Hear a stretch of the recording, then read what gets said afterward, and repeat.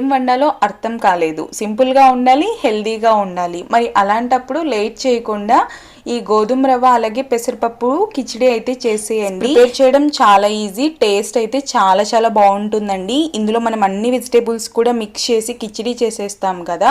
పిల్లలకి దీన్ని మనం బ్రేక్ఫాస్ట్గా అయినా పెట్టొచ్చు, లేదు లంచ్ బాక్స్గా అయినా పెట్టేసేయచ్చు. మనం డిన్నర్ కింద అయినా దీన్ని ప్రిపేర్ చేసేసుకోవచ్చండి. టేస్ట్ అయితే నెక్స్ట్ లెవెల్ అనమాట. దీన్ని మనం పెరుగు పచ్చడితో సర్వ్ చేసుకుంటే చాలా చాలా బాగుంటుందండి. ఎలా ప్రిపేర్ చేసుకోవాలో తెలుసుకుందాం. ప్రెషర్ కుక్కర్లో ప్రిపేర్ చేసుకోండి, బాగుంటుంది. స్టవ్ మీద ప్రెషర్ కుక్కర్ పెట్టేసుకొని అందులోకి పోపు వేసేసుకొని ఒక 2 పచ్చిమిర్చిని అలాగే ఒక పెద్ద ఉల్లిపాయని స్ట్రైట్ పీసెస్గా కట్ చేసుకొని వేసుకోవాలండి. ఒక పెద్ద క్యారెట్ని వేసేసుకోవాలి, మీడియం సైజ్ ముక్కలుగా వేసుకొని. అలాగే ఒక 10 బీన్స్ని కూడా వేసుకోవాలండి. ఒక పావించు అల్లాన్ని చిన్న ముక్కలుగా తరిగి వేసుకోవాలి.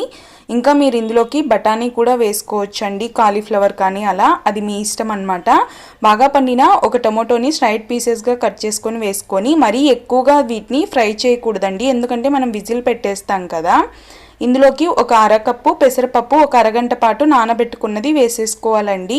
అలాగే కొంచెం లో ఫ్లేమ్లో వేయించినటువంటి గోధుమ రవ్వని ఒక అరగంట పాటు నానబెట్టేసుకొని వేసుకోవాలి.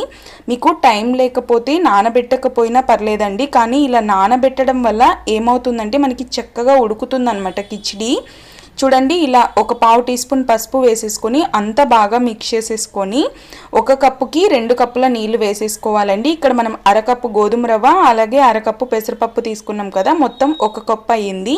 మీరు నానబెట్టకపోతే ఇంకొక అరకప్పు వాటర్ అయితే వేసేసుకోండి. కొద్దిగా కొత్తిమీర వేసేసుకొని అలాగే రుచికి సరిపడా ఉప్పు వేసేసుకొని బాగా మిక్స్ చేసేసుకొని, ఉప్పు సరిపోయిందో లేదో టేస్ట్ చెక్ చేసుకొని ఒక 2 విజిల్స్ అయితే హై ఫ్లేమ్లోనే పెట్టేసుకోండి.